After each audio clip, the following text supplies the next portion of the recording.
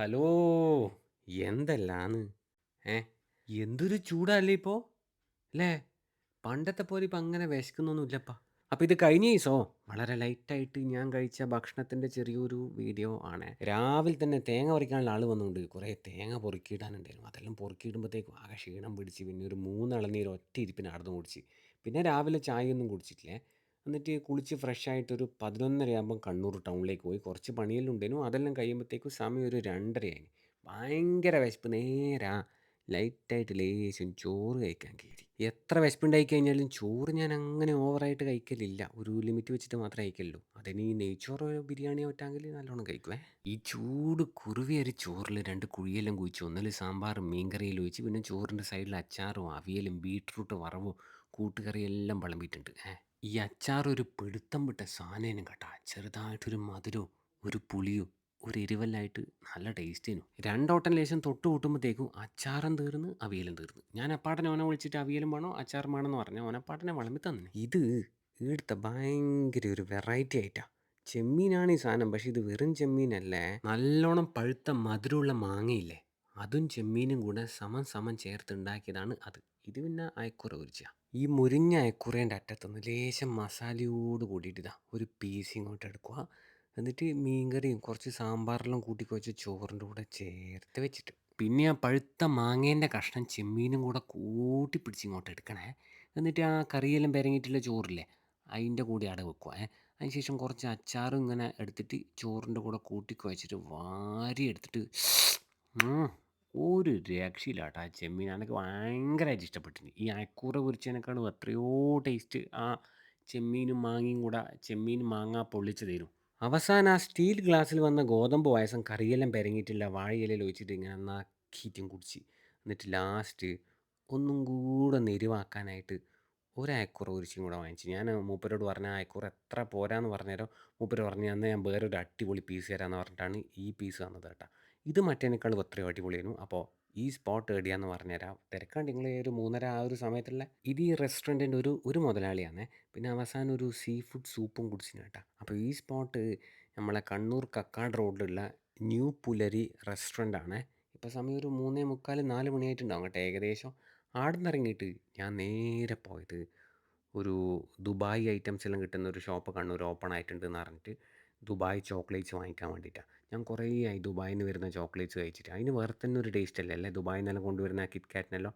പിന്നീട് മറ്റേ മിലാഫ് കോളയും കിട്ടും എന്ന് പറഞ്ഞു അതും എടുത്തിന്. മറ്റേ ഡേറ്റ്സിനെ കൊണ്ടുണ്ടാക്കുന്ന കോളയില്ലേ അതും. പിന്നെ ലോബ്സ്റ്ററിൻ്റെ രാമനില്ലേ അതായത് നൂഡിൽസ് അതും. പിന്നെ ഈ നെസ്കഫെ ഗോൾഡും അങ്ങനെ കുറേ ഐറ്റംസ് വാങ്ങിച്ചിനെ. ഈട അനക്കായ ബില്ല് ഏകദേശം 13,165 ഉറുപ്പ്യ കേട്ടോ. ഇവിടെ നിന്നൊരു പെർഫ്യൂം ഞാൻ വാങ്ങിച്ചിന് കേട്ടോ. ഇതിൻ്റെ ഗ്രൗണ്ട് ഫ്ലോറിൽ കുറേ പെർഫ്യൂംസിൻ്റെ കളക്ഷൻ ഉണ്ട്. അവിടെ നിന്നൊരു ലത്താഫേൻ്റെ ഖമ്ര എന്ന് പറഞ്ഞൊരു സാധനം ഞാൻ വാങ്ങിച്ചത്. അതിന് ഏകദേശം 3,000 ഉറുപ്പ്യൻ്റെ. അപ്പോൾ ഈ സ്പോട്ട് കണ്ണൂർ പടന്നപ്പാലം ആഫ്ടെക്സിൻ്റെ നേരെ ഓപ്പോസിറ്റ് സൈഡിലുള്ള സൂറിച്ച. അവിടെ നിന്ന് ഇറങ്ങിയതിന് ശേഷം ഒരു ദോശ കഴിക്കാൻ പോയി. നെയ്യ് കുറച്ചാക്കിയാൽ മതി എന്ന് പറഞ്ഞിട്ടുള്ള ഒരു നെയ് റോസ്റ്റാണ് കഴിച്ചത്. നമ്മളെ പ്ലാസ ജംഗ്ഷനിലുള്ള ക്വാളിറ്റി റെസ്റ്റോറൻ്റാണ് ഇത്. നല്ല നെയ് റോസ്റ്റിനും ചട്നിയൊന്നും വലിയ കുഴപ്പമൊന്നും ഉണ്ടായിട്ടില്ല. പിന്നെ ഒരു ലൈറ്റ് വിത്തൗട്ട് ചായയും കുടിച്ച്. അതിനുശേഷം നേരെ പയ്യാമ്പലം ബീച്ചിൽ പോയിട്ട് കുറച്ച് നേരം ഒന്ന് നീട്ടി വലിച്ച് നടന്നേ. ആകെ ക്ഷീണം പിടിച്ച് പോയപ്പോൾ വേർത്ത് കുളിച്ചിട്ട് പിന്നെ എന്തെങ്കിലും കുടിക്കാനുള്ളൊരു മൂഡായി. അങ്ങനെ ഇൻസ്റ്റാഗ്രാം വെറുതെ സ്ക്രോൾ ചെയ്ത് നോക്കിയാലോ ഒരു സ്പോട്ടിലൊരു ലസ്സി ഫെസ്റ്റ് നടക്കുന്നുണ്ട് എന്നുള്ളത് എൻ്റെ ശ്രദ്ധയിൽപ്പെട്ടെ. എന്നാൽ പിന്നെ ആടെ പോയിട്ട് ലേശം എന്തെങ്കിലും കുടിക്കാമെന്ന് വിചാരിച്ചിട്ട് നേരെ അങ്ങോട്ടാണ് പോയത്. എന്നിട്ട് ആദ്യം തന്നെ ആടുന്ന് ഒരു 3 ലസ്സി ഓർഡർ ചെയ്തു. അതിൽ ഒരു ലസ്സിയാണിത്. ഇത് ഇവിടുത്തെ ഭയങ്കര സ്പെഷ്യലായിട്ടുള്ള ഗുലാബ് ജാമുൻ ലസ്സിയാണ്. ഇതിൻ്റെ താഴെ 3 ഗുലാബ് ജാമുൻ ഇട്ടിട്ടുണ്ട്, മേലെ ഒരു ഗുലാബ് ജാമുൻ ഇട്ടിട്ടുണ്ട്. അത് കുടിച്ചതിന് ശേഷം പിന്നെ ഇവിടുത്തെ ഈ മസാല പൂരി ലസ്സി കുടിച്ചേ. ഇതും വലിയ കുഴപ്പമില്ല. പക്ഷേ ആ ഗുലാബ് ജാമുൻ ലസ്സിയാണ് കേട്ടോ അതിനേക്കാളും കുറേ കൂടി അടിപൊളി. ഇത് ഗുൽക്കണ്ടെല്ലാം കൂടെ വരുന്നൊരു റോസ് പെറ്റൽ ലസ്സി. എൻ്റെ അമ്മോ ഒരു രക്ഷയില്ലാത്ത സാധനമായിരുന്നു അത്. മാങ്ങേൻ്റെ സീസൺ ആയാൽ പിന്നെ എനിക്ക് മാങ്ങ ഒരു വീക്ക്നെസ്സാണ്. അതുകൊണ്ട് ഞാൻ ഇടുന്ന ഒരു മാംഗോ ലസ്സി കുടിച്ചിനി. ഇഷ്ടംപോലെ പഴുത്ത മാങ്ങേൻ്റെ കഷ്ണം അതിൻ്റെ അകത്ത് മുറിച്ചിട്ടിട്ടുണ്ടേനു. സത്യം പറഞ്ഞാൽ കുടിച്ചിട്ട് മതിയായിട്ടില്ല. നല്ല ടേസ്റ്റ് ഉണ്ടായിരുന്നേ. പിന്നെ ഒരു പച്ചമാങ്ങേൻ്റെ ലസ്സിയും കുടിച്ചിന് കേട്ടോ. ഇത് എനിക്കൊരു ആവറേജ് ആയിട്ടാണ് തോന്നിയത്. പിന്നെ അടിപൊളി ഒരു പിസ്താഷ്യോ കുനാഫ ലസ്സിയും കുടിച്ചിന്. അതും ഒരു രക്ഷ ഉണ്ടായിട്ടില്ല കേട്ടോ. അവസാനം ഒരു വിത്തൗട്ട് ABC ജ്യൂസും കുടിച്ച് ഒന്ന് എരിവാക്കാൻ വേണ്ടിയിട്ട് ഇവിടുത്തെ സ്പെഷ്യൽ കാട്ടി റോളും കഴിച്ച്. കാട്ടി റോളിൽ മയോണീസ് ആക്കണ്ടെന്ന് പ്രത്യേകം എടുത്ത് പറഞ്ഞുകൊണ്ട് തന്നെ മയോണീസ് ആക്കിയിട്ടേ ഇല്ലേ. അപ്പോൾ ആ ലസ്സിയെല്ലാം ഞാൻ കുടിച്ചത് ബാംഗ്ലൂർ ജ്യൂസി ആൻഡ് ഫുഡ്സിൽ നിന്നാണ്. കുറച്ച് കാലമായി ഞാൻ ഫ്രൈഡ് എക്സ്പ്രസ്സിലൊന്ന് പോയിട്ട്. അപ്പോൾ ഇതിനിടയ്ക്ക് അവർ കണ്ണൂർ പുതിയ ഔട്ട്ലെറ്റ് സ്റ്റാർട്ട് ചെയ്തിന്. അങ്ങനെ ആടി ഒന്ന് പോയി. എന്നിട്ട് ആടുന്നൊരു ഡബിൾ ജിങ്ക ബർഗറും പിന്നെ ഒരു ജിങ്ക പ്രോ ബർഗറും ഒരു ചിക്കൻ ഷവർമയും പിന്നെ അവരെ പുതിയ പോപ്കോണും നഗറ്റ്സ് എല്ലാം കഴിച്ചിന്. അതിന് ശേഷം അവർ ഏറ്റവും സ്പെഷ്യൽ ആയിട്ടുള്ള ഫ്രൈഡ് ചിക്കനും കഴിച്ചു കേട്ടോ. 10 ഫ്രൈഡ് ചിക്കണിന് 399 റുപ്യയുടെ റേറ്റ് വരുന്നത്. ചെറിയൊരു ഗ്യാപ്പിന് ശേഷം ഇനി ഫ്രൈഡ് ചിക്കൻ കഴിച്ചുകൊണ്ടാണോന്നൊന്നും അറിയില്ല. നല്ല ടേസ്റ്റ് ഉണ്ടായിരുന്നു. കറക്റ്റ് ബ്രെഡിങ്ങും പിന്നെ തീരെ ഓയിലിയൊന്നും ആയിരുന്നില്ല. ചിക്കൻ പെർഫെക്റ്റ് ആയിട്ട് ഫ്രൈ ആയിട്ടും ഉണ്ടായിരുന്നു. പിന്നെ ഇവരെ ഫ്രൈഡ് ചിക്കൻ്റെ ഒരു പ്രത്യേകത എന്താണെന്ന് വെച്ചാൽ മറ്റേ ഫ്രോസൺ കോഴിയല്ല ഇവർ യൂസ് ചെയ്യുന്നത്. രാവിലെ ഇറക്കുന്ന നല്ല ഫ്രഷ് ആയിട്ടുള്ള കോഴിയില്ലേ, അതിനെക്കൊണ്ടാണ് ഇവിടുത്തെ ഫ്രൈഡ് ചിക്കനും അൽഫാമെല്ലാം ഉണ്ടാക്കുന്നത്. അൽഫാം കുഴപ്പമില്ല, പക്ഷേ ഫ്രൈഡ് ചിക്കൻ ഒരു രക്ഷയുണ്ടായിട്ടില്ല കേട്ടോ.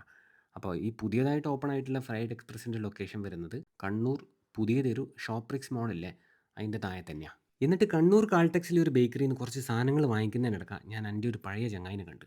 മൂപ്പരോട് ഇങ്ങനെ കുറച്ച് സംസാരിച്ച് ഇങ്ങനെ നിൽക്കുന്നതിനിടയ്ക്ക് മൂപ്പര് പറഞ്ഞു, ഞാനൊരു കല്യാണത്തിന് പോകുന്നത് നമ്മളൊരു ചങ്ങായിൻ്റെ, നിങ്ങൾ വരുന്നോന്ന് വെറുതെ എന്നോട് ചോദിച്ചാൽ. ഞാൻ പറഞ്ഞു ആ വരുന്നതെന്ന്. ചങ്ങായി ചിരിച്ചുകൊണ്ട് എന്നാൽ വാ പോകാമെന്ന് പറഞ്ഞിട്ട് നമ്മളെല്ലാവരും കൂടെ ആ കല്യാണത്തിന് പോയി. കല്യാണം ഏകദേശം കഴിഞ്ഞു കേട്ടോ. കല്യാണമല്ല, റിസപ്ഷനാണ്.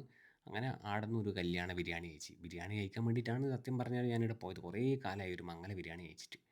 അങ്ങനെ അവരെല്ലാം കൂടി അവിടെ ഇരുന്നിട്ട് ലേശം ബിരിയാണി റൈസും ആ കോഴിൻ്റെ കാലിൻ്റെ അറ്റത്തുനിന്ന് ഒരു കഷ്ണം എടുത്തിട്ട് മസാലയെല്ലാം കൂട്ടിയിട്ട് ഇങ്ങനെ വാരി എടുത്തിട്ട് കഴിച്ചു കേട്ടോ. കല്യാണ ബിരിയാണീൻ്റെ ഒരു ടേസ്റ്റ് ഉണ്ടല്ലേ, അതൊരു വല്ലാത്ത ടേസ്റ്റാണ്. അപ്പോൾ അത് ഒരു റെസ്റ്റോറൻറ്റിൽ നിന്ന് കിട്ടുന്നേ ഇല്ല. അതാണ് ഞാൻ ഈ ഇടയ്ക്കിടയ്ക്ക് ഇങ്ങനെ വിളിക്കാത്ത മംഗലത്തിനെല്ലാം പാഞ്ഞു കയറുന്നത്. നിങ്ങൾ വിചാരിക്കും എനിക്ക് ഫുഡിനോട്ടുള്ള ആർത്തിക്കാരനാണെന്ന്. ഒരിക്കലുമല്ല, ഈ ബിരിയാണി കഴിക്കാൻ വേണ്ടിയിട്ട് തന്നെയാണ്. ഇതുപോലെ മംഗലത്തിനെല്ലാം വെക്കുമ്പോൾ കിട്ടുന്ന ബിരിയാണീൻ്റെ ടേസ്റ്റൊന്നും ഒരു റെസ്റ്റോറൻറ്റിലെ ബിരിയാണിക്കും കിട്ടുന്നേ ഇല്ലപ്പാ. പിന്നെ നമ്മളെപ്പോലത്തെ ആളെല്ലാം എന്തെന്നാ ചെയ്യണ്ടേ? നിങ്ങൾ പറ. ഈ ചപ്പാത്തിയും ചിക്കൻ കറിയൊന്നും വലിയ ടേസ്റ്റ് ഉണ്ടായില്ല, പക്ഷേ ബിരിയാണി ഉഷാറായിരുന്നേ. എന്നിട്ട് പിന്നെ എല്ലാവരോടും ആടുന്ന് വലിയ ഒന്ന് ചെറുങ്ങനെ ചിരിച്ച് പോട്ടെ എന്ന് പറഞ്ഞിട്ട് ഇറങ്ങിയിട്ട് തിരിച്ച് വീട്ടിലേക്ക് പോകുന്ന വഴിക്ക് കണ്ണോത്തഞ്ചാൽ നാച്ചുറൽസിൽ നിന്ന് ഒരു ഐസ്ക്രീം കഴിച്ചു കേട്ടോ. അപ്പോൾ ശരി.